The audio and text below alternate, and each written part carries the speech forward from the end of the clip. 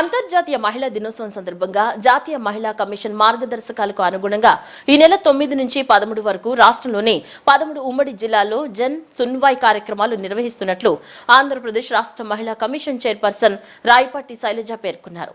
మహిళల్ని ఇబ్బందులకు గురిచేసే ఏ ఒక్కరిని విడిచిపెట్టే ప్రసక్తే లేదన్నారు. గోపాల్ రెడ్డి రోడ్డు నందుగల జలవనరుల నిర్వహణ సమగ్ర రైతు శిక్షణ కేంద్రంలో ఉమ్మడి కృష్ణా జిల్లా నుంచి వచ్చిన ఫిర్యాదుల విచారణతో పాటు కొత్త ఫిర్యాదులను స్వీకరించి విచారించారు.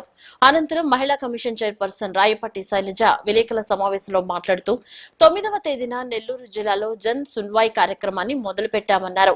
ఈ నెల 13వ తేదీ విశాఖపట్నంతో జన్ సున్వాయ్ కార్యక్రమం మొదటి దశ పూర్తవుతుందన్నారు.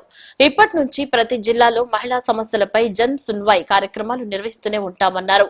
మహిళా సమస్యల పరిష్కారమే అజెండాగా వేగవంతంగా పారదర్శకంగా సమస్యలను అధికారులతో కలిసి పరిష్కరిస్తామన్నారు. విచారణ అధికారుల పనితీరుపై బాధితులు అసంతృప్తి చెందితే వారి స్థానంలో మరో అధికారిని నియమించాలని జిల్లా ఎస్పీలకు సూచిస్తామన్నారు.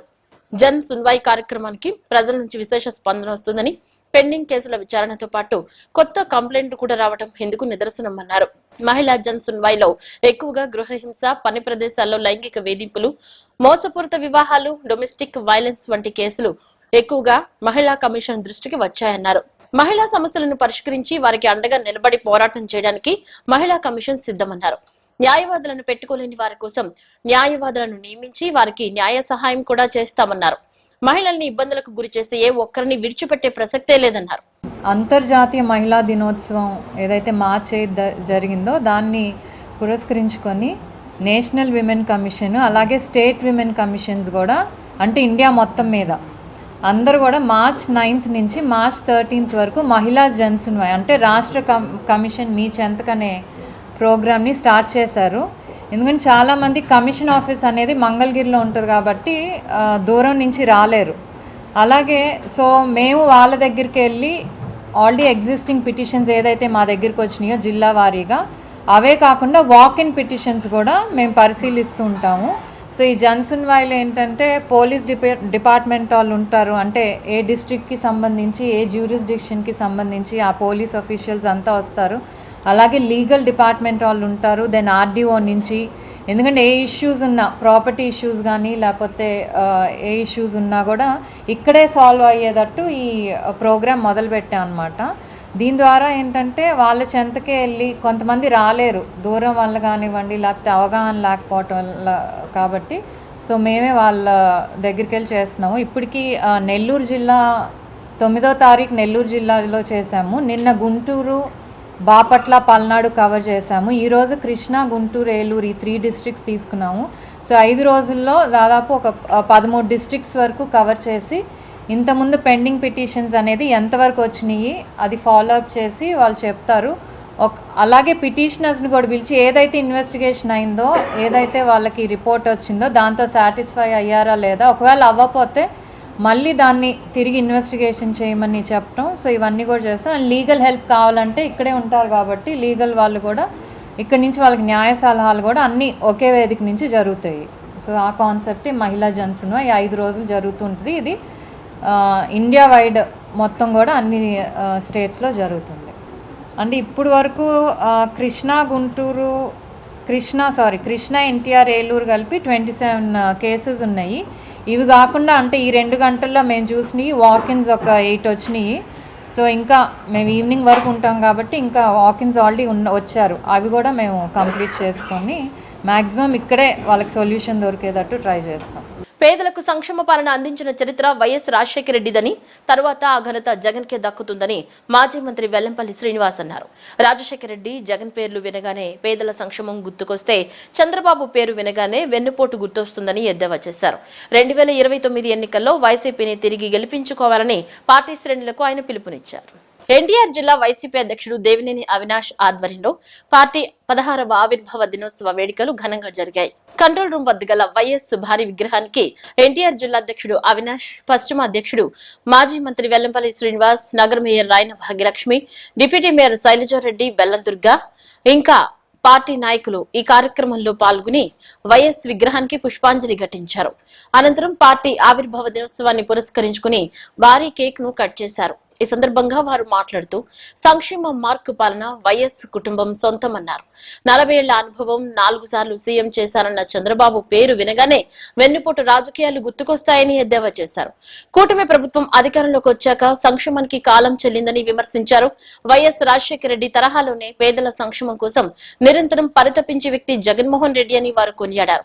2029 ఎన్నికల్లో వైసీపీకి పట్టం కట్టేందుకు ప్రజలు సిద్ధంగా ఉన్నారని స్పష్టం చేశారు. పార్టీ శ్రేణులు సైతం దృష్టి సారించి జగన్మోహన్ రెడ్డిని తిరిగి ముఖ్యమంత్రిని చేసేందుకు అవిశ్రాంతంగా కృషి చేయాలని పిలుపునిచ్చారు. ఈ కార్యక్రమంలో పలువురు వైసీపీ నాయకులు, కార్యకర్తలు విశేష సంఖ్యలో పాల్గొన్నారు. ఏదైతే రాజశేఖర రెడ్డి గారి యొక్క ఆశయాల్ని ముందు తీసుకెళ్లాలంటే అది జగన్మోహన్ రెడ్డి గారితో సాధ్యమని చెప్పని 2019 నుంచి 2024 వరకు మనం చూడడం జరిగింది. ఎందుకంటే చంద్రబాబు నాయుడిని సీనియర్ ముఖ్యమంత్రి అని చెప్పుకుంటాడు, కానీ ఎప్పుడు కూడా చంద్రబాబుకి ఇది నా పథకం అని చెప్పుకునే పరిస్థితి ఈ రోజు వరకు కూడా రాలేకపోయింది అతనికి. చంద్రబాబు చూస్తే వెన్నుపోటు, స్కామ్స్ మాత్రమే గుర్తుకొస్తాయి. కానీ రాజశేఖర రెడ్డి గారిని, జగన్మోహన్ రెడ్డి గారిని చూస్తే గుర్తుకొచ్చేది పథకాలు, సంక్షేమ పథకాలు, అభివృద్ధి గుర్తు రావాలంటే అది రాజశేఖర రెడ్డి గారు కానీ జగన్మోహన్ రెడ్డి గారు కానీ.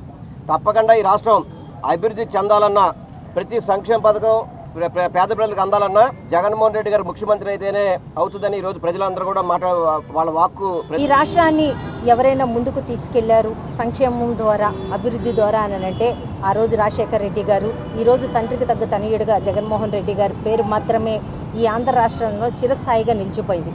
40 ఏళ్ల ఇండస్ట్రీ అన్నవాళ్ళు, 4 సార్లు ముఖ్యమంత్రి అన్నవాళ్ళు కూడా ఈరోజు రాజశేఖర రెడ్డి గారు పెట్టిన పథకాలు కానీ, లేకపోతే జగన్మోహన్ రెడ్డి గారు పెట్టిన పథకాలు కానీ పేర్లు మార్చుకొని పెట్టుకునే పరిస్థితుల్లోనే ఉన్నారే తప్పితే కానీ వాళ్ళకంటూ ఒక స్వయంగా ఒక ఆలోచన అన్నది కానీ, లేకపోతే ఒక ప్రజలకి ఒక దిశానిర్దేశం చేసి ప్రజల్ని ఈ రకంగా మనం వాళ్ళ సంక్షేమానికి కానీ వాళ్ళ అభివృద్ధికి కానీ మనం తోడ్పడచ్చు అన్న విషయాన్ని పూర్తిగా విస్మరించిన పార్టీ ఏదైనా ఉందంటే ఈరోజు కూటమి పార్టీ. పూర్తి స్థాయిలో ఈరోజు ప్రజలకి అన్యాయం చేస్తున్న పార్టీ కూటమి పార్టీ.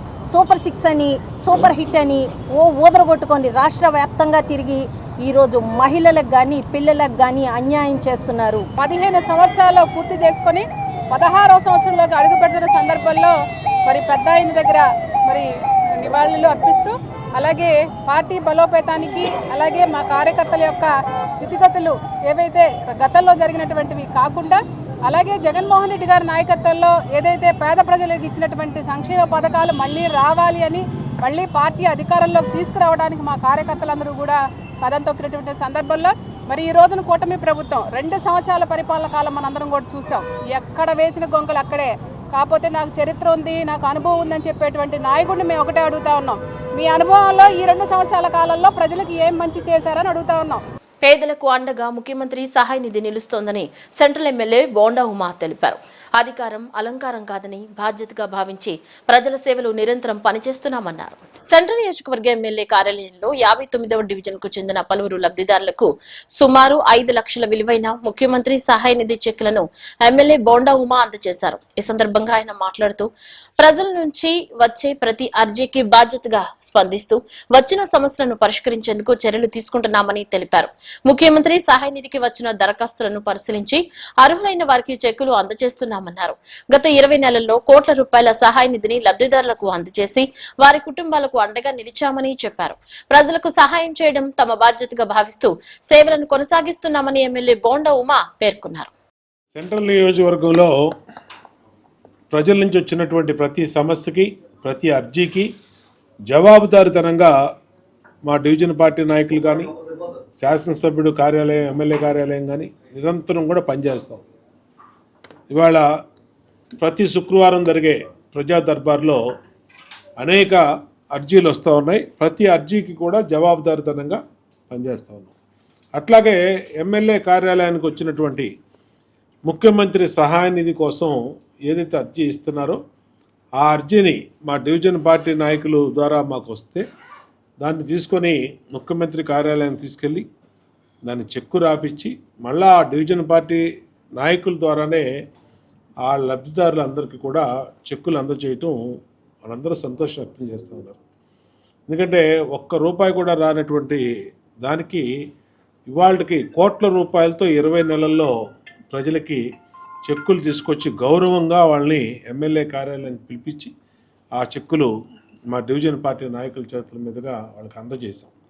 ఇవాళ 59వ డివిజన్లో డివిజన్ పార్టీ అధ్యక్షుడు బంగారు నాయుడు కానీ, ప్రధాన కార్యదర్శి భూతా సురేష్ కానీ, అలాగే మా గౌసియా పర్వీను, ఇంకో గౌసియా, అలాగే డివిజన్ నాయకులు మా మరకా శ్రీనివాస్ యాదవ్, మాజీ పిసిసిఎల్ పార్లమెంట్ అధ్యక్షులు అందరి చేతుల మీదుగా ఇవ్వటం సంతోషంగా ఉంది. నిరంతరం కూడా మాకు అధికారం అనేది ఒక అహంకారంగా కానీ, అధికారం అనేది ఇంకొక అలంకారంగా కాకుండా ఒక బాధ్యతగా మేము నిరంతరం కూడా పనిచేస్తాం. మా డివిజన్ నాయకులు అందరూ కూడా నిరంతరం కూడా పనిచేస్తారు. కాబట్టే ప్రజల సమస్యలకి పరిష్కారం చూపగలుగుతామని చాలా సంతోషంగా ఉందని తెలియజేస్తాం. మానవ శరీరంలో అత్యంత కీలకమైన అవయవమైన కిడ్నీని కాపాడుకోవాల్సిన అవసరం ఎంతో ఉందని నగర పోలీస్ కమిషనర్ రాజశేఖర్ బాబు అన్నారు. వ్యాయామం, సమతుల ఆహారం, తగినంత నీరు తీసుకోవడం ద్వారా కిడ్నీని పరిరక్షించుకోవచ్చని ఆయన సూచించారు. కిడ్నీ వ్యాధుల పట్ల అవగాహన పెంపొందించుకోవాల్సిన అవసరం ఎంతైనా ఉందన్నారు. వరల్డ్ కిడ్నీ డేను పురస్కరించుకుని విజయవాడ నెఫ్రాలజిస్ట్ సొసైటీ ఆధ్వర్యంలో మూత్రపిండాల ఆరోగ్యంపై ప్రజల్లో అవగాహన పెంపొందించేందుకు వాక్థాన్ నిర్వహించారు. ఎగ్జిక్యూటివ్ క్లబ్ నుంచి ప్రారంభమైన ఈ ర్యాలీని పోలీస్ కమిషనర్ ఎస్వి రాజశేఖర్ బాబు జెండా ఊపి ప్రారంభించారు. అనంతరం ఈ ర్యాలీ సర్వీస్ రోడ్డు ద్వారా సిద్ధార్థ మెడికల్ కళాశాల గ్రౌండ్ కు చేరింది. ఈ సందర్భంగా CP SV Rajasekhar Babu, health university registrar doctor T Sai Sudheer, society అధ్యక్షుడు నల్లమట్టి అమ్మన్న, సినీ నటి Moubani Sarkar, nephrologist doctor Sai Krishna, Vijaya school of nursing chairman Arjun Rao, Akkineni hospitals అధినేత్రి డాక్టర్ మణి తదితరులు పాల్గొన్నారు.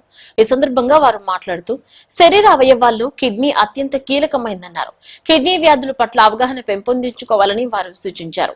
మనం తీసుకునే ఆహారం, మందులు కిడ్నీని దెబ్బతీసే ప్రమాదం ఉందని, వీటి పట్ల అవగాహన కలిగి ఉండటం అత్యంత అవసరమన్నారు.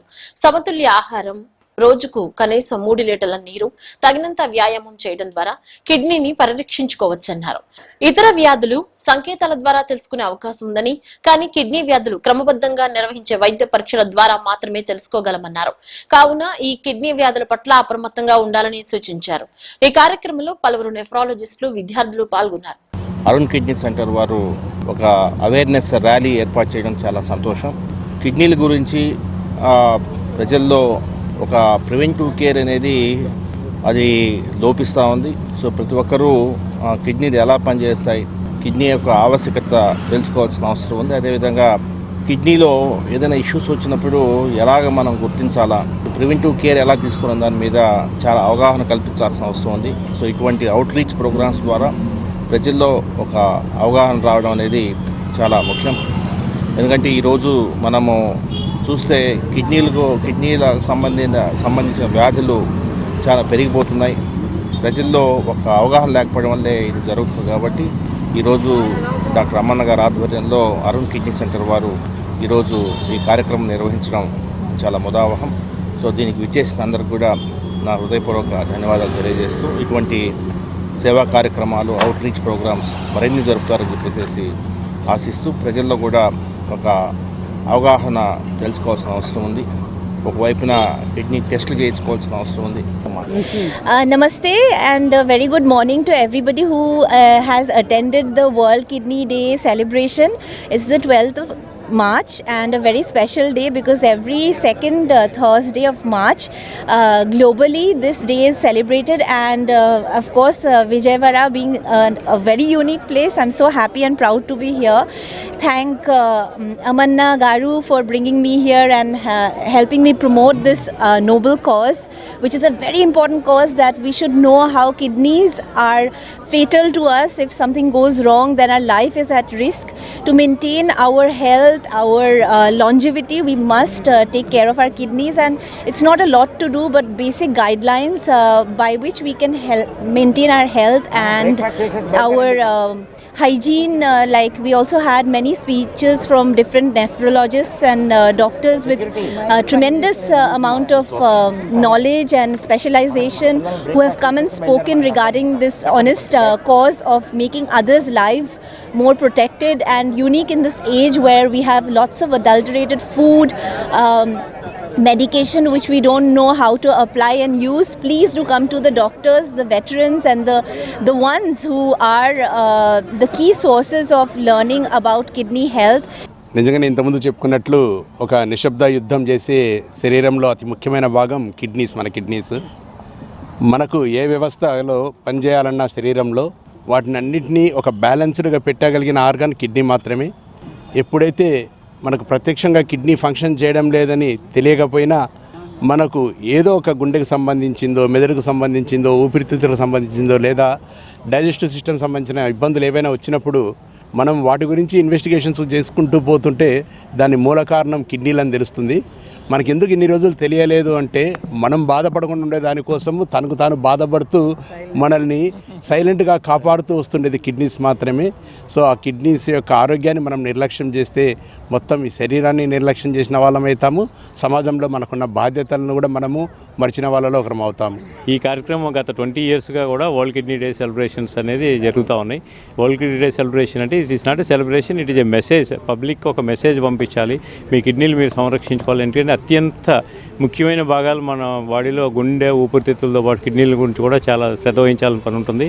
మనం తీసుకున్న ఆహారం అయినా, మనం తీసుకున్న తిండి అయినా, మనం తీసుకున్న మందులైనా ఏదైనా సరే అది కిడ్నీ ద్వారా పోయి కిడ్నీ నుంచి బయటికి రావాల్సిన అవసరం ఉంది. కాబట్టి మనం తీసుకునే ఆహారాల్లోని మనం తీసుకునే నీళ్లు ఇవన్నీ కూడా లాంగ్ టర్మ్లో కిడ్నీ మీద ఎఫెక్ట్ పడతాయి. కాబట్టి మొదటి నుంచి జాగ్రత్తగా ఉండాలి.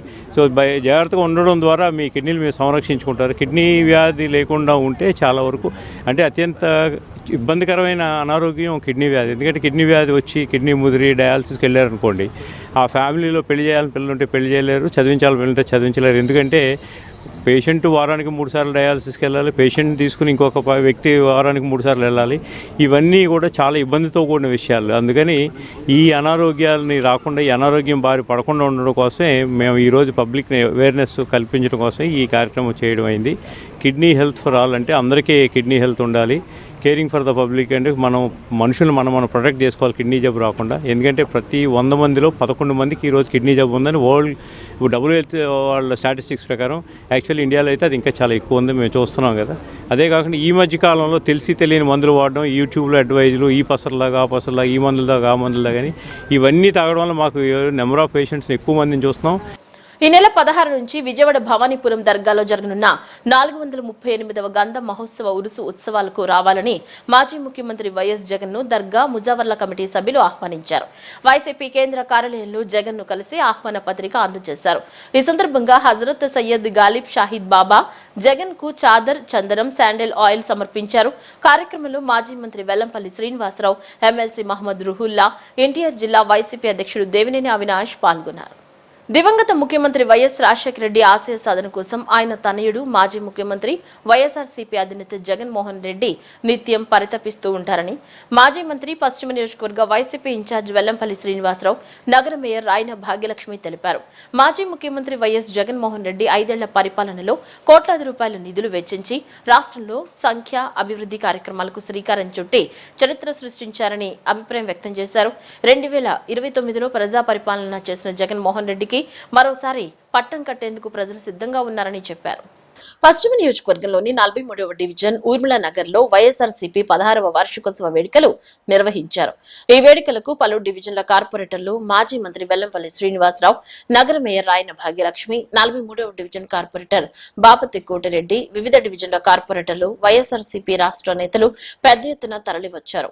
దివంగత నేత మాజీ ముఖ్యమంత్రి వైఎస్ రాజశేఖర రెడ్డి విగ్రహానికి పూలమాలలు వేసి నివాళులర్పించిన అనంతరం వైఎస్ఆర్సీపీ పార్టీ జెండాను ఆవిష్కరించారు. ఈ సందర్భంగా భారీ కేక్ కట్ చేసి పేదలకు, విద్యార్థులకు ఫ్రూట్స్ పంపిణీ చేశారు.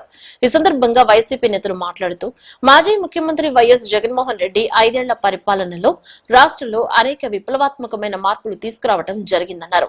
ముఖ్యంగా పేదలకు ఆరోగ్యశ్రీ ద్వారా పెద్దపీట వేయడంతో పాటు ప్రభుత్వ పాఠశాల అభివృద్ధికి కోట్లాది రూపాయల నిధులు వెచ్చించి విద్యకు అధిక ప్రాధాన్యత కల్పించారని చెప్పారు. ప్రజా సంక్షేమ పరిపాలన అందించిన జగన్మోహన్ రెడ్డి పరిపాలన కోసం రాష్ట్ర ప్రజలు కంకణం కట్టుకున్నారని 2029లో జరిగే ఎన్నికల్లో మరోసారి జగన్మోహన్ రెడ్డిని ముఖ్యమంత్రిని చేసేందుకు ప్రజలు సిద్ధంగా ఉన్నారని చెప్పారు.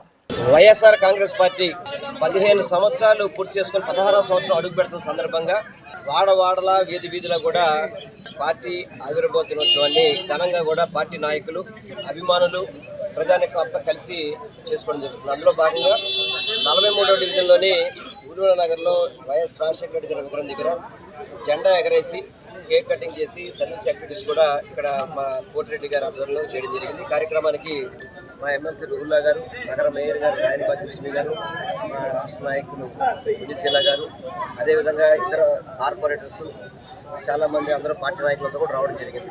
ఎందుకంటే వైఎస్ఆర్ కాంగ్రెస్ పార్టీ పెట్టిన తర్వాత ఏదైతే వైఎస్ రాజశేఖర రెడ్డి గారి యొక్క ఆశయాలన్నింటినీ కూడా ముందుకు తీసుకెళ్లే విధంగా రాజశేఖర రెడ్డి గారు ఏదైతే పిల్లలందరికీ కూడా చదువు ఉచితంగా చదివించాలని కానీ, ప్రతి ఒక్కరికి కూడా ఆరోగ్యం ఉచితంగా వైద్యం చేయించే విధంగా కానివ్వండి, ప్రతి ఒక్కరికి ఇల్లు కట్టించాలని కానివ్వండి, చాలా చక్కటి కార్యక్రమాలు గతంలో ఏ ముఖ్యమంత్రి చేయని విధంగా. అంటే చంద్రబాబు నాయుడు చెప్తుంటాడు నేను అందరికంటే సీనియర్ ముఖ్యమంత్రి అని చెప్పని, కానీ రాజశేఖర రెడ్డి గారు పరిపాలించింది 5 సంవత్సరాలు అయినప్పటికీ కూడా ప్రజల గుండెలో చిరస్థాయిగా నిలిచిపోయే విధంగా ప్రజలకు పనిచేసి పెట్టాడు. ఎందుకంటే ప్రతి వాళ్ళకి ఆరోగ్య భద్రత, చదువు, ఇల్లు ప్రతి ఒక్కటి కూడా చక్కగా ముందుకు తీసుకెళ్లిన వ్యక్తి వైఎస్ రాజశేఖర రెడ్డి గారు. దురదృష్టవశాత్తు 2024లో ఆ రోజు కూటమి పార్టీలన్నీ కలిపి తప్పుడు వాగ్దానాలు చేసి, అలమకాని వాగ్దానాలు చేసి అధికారంలోకి వచ్చినాయి. జగన్మోహన్ రెడ్డి గారి నాయకత్వంలో రాష్ట్రం అభివృద్ధి చెందాలన్నా, సంక్షేమాలతో ముందుకెళ్లాలన్నా కూడా జగన్మోహన్ రెడ్డి గారు ముఖ్యమంత్రి అవ్వాలి. వైఎస్ఆర్ కాంగ్రెస్ పార్టీ అధికారంలోకి వస్తేనే ప్రజలకు మంచి జరుగుతుందని మీ ద్వారా తెలియపరచుకుంటూ ఈ కార్యక్రమం ఏర్పాటు చేసిన కోటిరెడ్డి గారికి, పార్టీ డివిజన్ నాయకులకి, పార్టీ నాయకులకి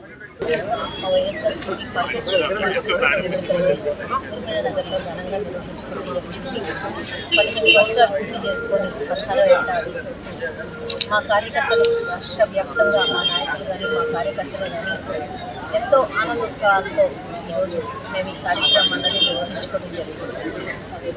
ఈరోజు లేని విధంగా జగన్మోహన్ రెడ్డి గారి పరిపాలన గత 5 ఏళ్ళు ఏ రకంగా చేశారు ఆంధ్ర రాష్ట్రంలో ప్రతి ఒక్కరికి తెలుసు. జగన్మోహన్ రెడ్డి గారు వెళ్ళిపోయిన తర్వాత ఈ 2 ఏళ్ల కాలంలో పాలన ఎలా ఉన్నది అన్నది కూడా ప్రజలకి తెలుసు.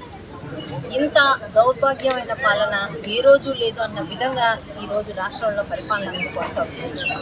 వీళ్ళే ఊదరగొట్టుకొని, వీళ్ళే చెప్పుకొని మేము సూపర్ 6 అని, సూపర్ హిట్ అని ఏ రకంగా చెప్పుకొని తిరుగుతున్నారో, ఏ రకంగా సిగ్గు లేకుండా ప్రజల్లో తిరుగుతున్నారో మనం చూస్తున్నాం. జగన్మోహన్ రెడ్డి గారు ఇచ్చిన సంక్షేమ పథకాల వల్ల బంగ్లాదేశ్ అయిపోతుంది, శ్రీలంక అయిపోతుంది అని చెప్తూ తిరిగేవాళ్ళు. అదే జగన్మోహన్ రెడ్డి గారు పథకాలను కాపీ చేస్తూ పేర్లు మార్చుకుంటూ 15 సంవత్సరాలు పూర్తి చేసుకుని 16వ సంవత్సరంలోకి అడుగుపెట్టినటువంటి మా వైఎస్ఆర్ కాంగ్రెస్ పార్టీ ఆవిర్భావ దినోత్సవాన్ని ఇక్కడ వైఎస్ఆర్ సభ్యులందరితో గౌరవ మేయర్ గారు, అలాగే గౌరవ ఎమ్మెల్సీ గారు, అలాగే పార్టీకి సంబంధించినటువంటి రాష్ట్ర నాయకులు, డివిజన్ నాయకులు అందరితో కూడా ఇక్కడ ఎంతో వైభవంగా చేసుకోవడం జరిగింది. రాష్ట్రం అంతా ఈ రోజున ఒకే ఒక మాట చెప్తా ఉన్నారు. ఆనాడు దివంగత మహానేత రాజశేఖర్ రెడ్డి గారు ఏ విధంగా అయితే ప్రజారంజక పాలన చేశాడో, జగన్మోహన్ రెడ్డి గారు మాత్రమే అట్లాంటి పాలన ఆయన సృష్టించినటువంటి సచివాలయ వ్యవస్థ ద్వారా, వాలంటీర్ వ్యవస్థ ద్వారా జరిగింది. కానీ ఇంటి వద్దకే ప్రభుత్వం అనేది ఒక కలగా ఈనాడు కూటమి గవర్నమెంట్లో కలగానే మిగిలిపోతోంది. వైఎస్ఆర్ కాంగ్రెస్ పార్టీ ఆవిర్భావ దినోత్సవం మరి 15 సంవత్సరాలు పూర్తి చేసుకొని 16వ సంవత్సరం అడుగుపెడుతున్న శుభ సందర్భంలో ఈరోజు మాజీ మంత్రివర్యులు, పశ్చిమ నియోజకవర్గ మాజీ శాసనసభ్యులు, ప్రస్తుతం ఇన్ఛార్జ్ అయినటువంటి ఎల్లంపల్లి శ్రీనివాసరావు గారు, అదేవిధంగా మా ఎమ్మెల్సీ రుహుల్లా గారు, మా నగర మేయర్ రాయనపాటి లక్ష్మి గారు, పునిశీల గారు, ఆంజరెడ్డి, కార్పొరేటర్లు, అతిరథ మహారథులు పెద్ద ఎత్తున పార్టిసిపేట్ చేసి ఈ కార్యక్రమం దిగ్విజయం చేయడం జరుగుతుంది. మరి గతంలో ఎప్పుడూ లేని విధంగా రాజశేఖర రెడ్డి గారు ముఖ్యమంత్రి అయిన తర్వాత మరి ఉచిత కరెంట్ ఇవ్వడం జరిగింది. రైతులకి పెద్ద ఎత్తున చదువు పిల్లలకి మరి ఫ్రీ ఎడ్యుకేషన్ తీసుకురావడం జరిగింది, ఫీజు రియంబర్స్మెంట్ తీసుకురావడం జరిగింది. మరి పెద్ద ఎత్తున మరి సంక్షేమ అభివృద్ధి రాజశేఖర రెడ్డి గారు తీసుకురావడం జరిగింది. ఆ తర్వాత మరి తనదైన తండ్రికి తగ్గ తనయుడిగా వైఎస్ జగన్మోహన్ రెడ్డి గారు సీఎం అయిన తర్వాత 2019 నుంచి 2024కి భారతదేశంలో ఏ రాష్ట్రంలో లేని విధంగా సంక్షేమ అభివృద్ధి తీసుకురావడం జరిగింది. బులెటిన్లో షార్ట్ బ్రేక్.